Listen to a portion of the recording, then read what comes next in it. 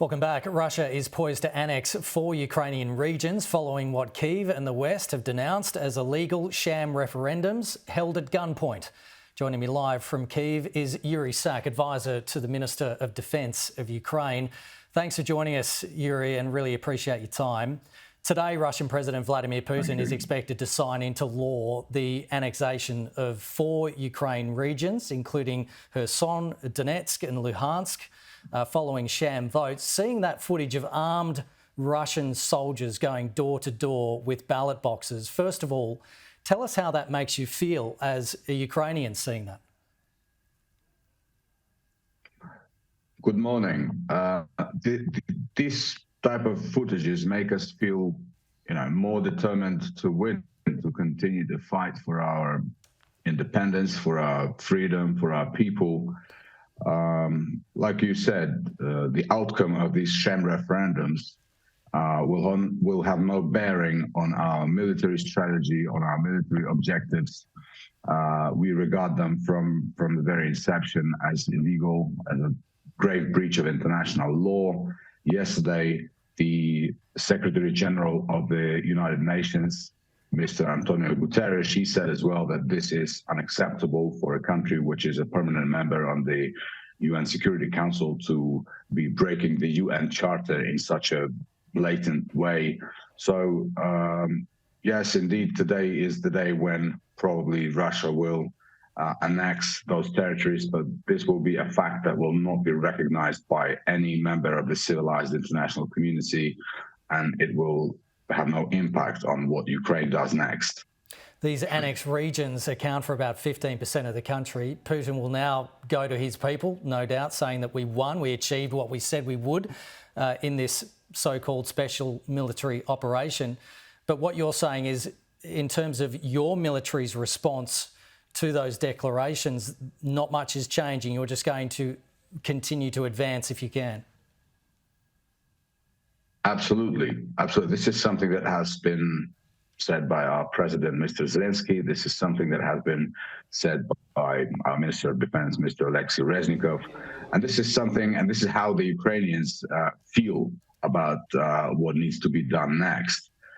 As a nation, we have no fear, if you like, of the possible outcomes of this referenda.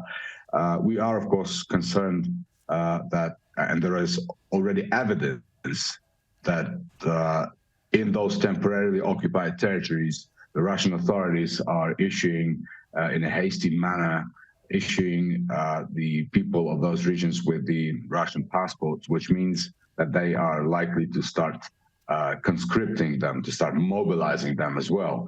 And this is something that, is very upsetting, because essentially they will be trying to pit Ukrainians against Ukrainians. And, when we speak to our international allies, of course, we say that, look, we have to stand together because this war is far from over. And this is not a war in which Russian leadership is intended to stop in Ukraine. They will go as far as we allow them to go. So this is why we have to persist. We have to continue to receive the support, the military support of our international allies. And we have to keep fighting for the freedom of Ukraine and Europe. Here in Australia, Yuriy, we've been hearing reports of mobilised Russian men reaching the front lines of Ukraine within days of being summoned by Russia to join the fight, despite Russian promises of training. Often they have to find their own gear as well.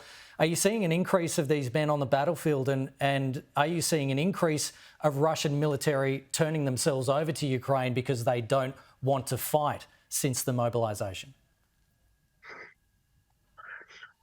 As you remember, the so-called partial mobilization, and I say this so-called partial mobilization because indeed it's a random mobilization. They get, like everybody, to get their hands on. And essentially, these people indeed very often arrive on the battlefield without any training, and we'll have to see and wait and see where to surrender and save their lives.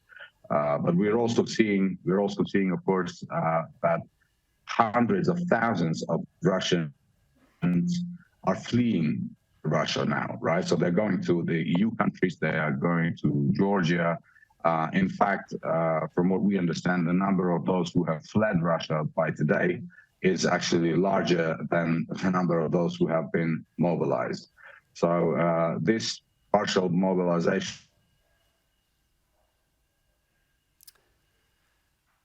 Okay, we seem to have lost you, Yuriy. That's Yuriy Sak. He's an advisor to the Minister of Defence in Ukraine.